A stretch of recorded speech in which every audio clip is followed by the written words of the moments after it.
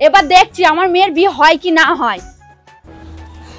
যে যে আমার মেয়েকে বিয়ে করতে চাও তাড়াতাড়ি আমাদের বাড়িতে দেখা করো, লেট করলে হবে না, আজকে বিকালের মধ্যে দেখা করতে হবে।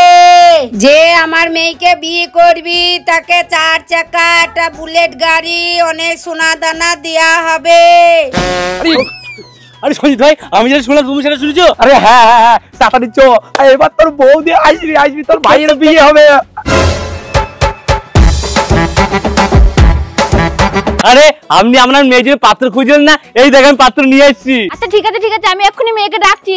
মা পূজা একবার বেরিয়ে আয় তো। এ ভাই লিদু তোকে এলাম, মেয়ে আবার পছন্দ করবে, তোর যাবার কালো পড়া মুখ।